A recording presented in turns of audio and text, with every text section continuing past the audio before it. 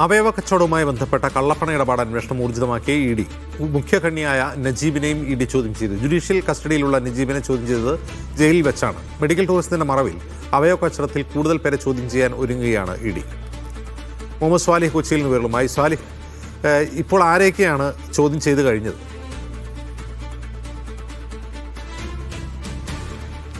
അജിംസ്, ലേക്ക് shore ആശുപത്രിയുടെ MD Abdulla, SK Abdulla, അതോടൊപ്പം മുഖ്യപ്രതി നജീബ്, കാസർഗോഡ് സ്വദേശി നജീബ് എന്നിവരെയാണ് ഇ.ഡി. നിലവിൽ ചോദ്യം ചെയ്തിരിക്കുന്നത്. ഇതിൽ നജീബിനെ ജയിലിലെത്തിയും അതോടൊപ്പം SK അബ്ദുള്ളയെ കൊച്ചി ഇ.ഡി. ഓഫീസിലുമാണ് ചോദ്യം ചെയ്തത്. ഇതിൽ നിർണായകമായിരിക്കുന്ന ഇ.ഡിയുടെ കണ്ടെത്തൽ എന്ന് പറയുന്നത് ഈ ആശുപത്രികൾക്കും ഇക്കാര്യത്തിൽ പങ്കുണ്ട് എന്നതാണ്. ഈ ഇ.ഡി. നടത്തിയ ഈ കള്ളപ്പണം ഇടപാടിലാണ് ഇ.ഡി. അന്വേഷണം നടത്തുന്നതെങ്കിലും ആശുപത്രികളും ഈ ഇടനിലക്കാരും തമ്മിലുള്ള ചില പണം കൈമാറ്റത്തിന്റെ ചില രേഖകൾ ഇ.ഡിക്ക് ലഭിച്ചു എന്നതാണ് ഇ.ഡി. വൃത്തങ്ങൾ വ്യക്തമാക്കുന്നത്. ഇതനുസരിച്ച് ഈ ആശുപത്രിക്കും ഈ ഇടപാടിൽ പങ്കുണ്ട്, അവയവ കച്ചവട ഇടപാടിൽ പങ്കുണ്ട് എന്നതാണ് ഇ.ഡി. വ്യക്തമാക്കുന്ന ഒരു കാര്യം. ഇക്കാര്യത്തിൽ പോലീസ് നേരത്തെ അന്വേഷണം നടത്തി.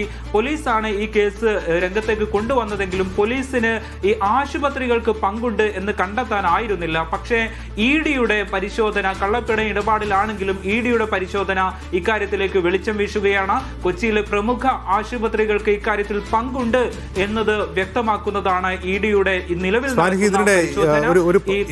ആരോപണ പട്ടികയിലുള്ള ഒരു പ്രധാനപ്പെട്ട ആശുപത്രിയുടെ MD-യെ ഇ.ഡി. ചോദ്യം ചെയ്തതായി വാർത്ത ഉണ്ട്, ശരിയാണോ? തീർച്ചയായും ലേക്ക് ഷോർ ആശുപത്രി MD SK അബ്ദുള്ളയെയാണ് നിലവിൽ ഇ.ഡി. ചോദ്യം ചെയ്തത്. കൊച്ചി ആസ്ഥാനത്തേക്ക് വിളിച്ചു വരുത്തിയായിരുന്നു ചോദ്യം ചെയ്യൽ. ഈ പ്രധാനപ്പെട്ട 5 ആശുപത്രികളിൽ നേരത്തെ ഇ.ഡി. പരിശോധന നടത്തിയിരുന്നു. ഇതിൽ ഇ.ഡിക്ക് ലഭിച്ച പ്രധാന തെളിവുകളിൽ ചിലത് ഈ പ്രതികളും, അതായത് മുഖ്യപ്രതി അടക്കം 7 പേരാണ് നിലവിൽ ഈ കേസിൽ അറസ്റ്റിലായിട്ടുള്ളത്. ഈ പ്രതികളും അതോടൊപ്പം ഈ ആശുപത്രി മാനേജ്മെന്റിലെ ചിലരും തമ്മിലുള്ള പണമിടപാടിന്റെ രേഖകൾ ഇ.ഡിക്ക് ലഭിച്ചു എന്നതാണ് ഇ.ഡി. വ്യക്തമാക്കുന്നത്.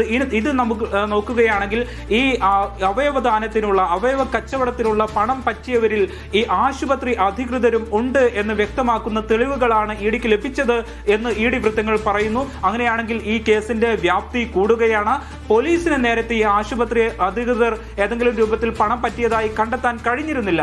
പക്ഷേ ഇ.ഡി. അന്വേഷണത്തിൽ ഇപ്പോൾ അത് കള്ളപ്പണ ഇടപാടിലാണ് അന്വേഷണം നടക്കുന്നതെങ്കിലും ആശുപത്രി അധികൃതർ ഇതിൽ പണമിടപാട് നടത്തി എന്നതടക്കമുള്ള തെളിവുകൾ ഇ.ഡിക്ക് ലഭിക്കുന്ന സാഹചര്യത്തിൽ ഈ കേസിന്റെ വ്യാപ്തി കൂടുകയാണ്.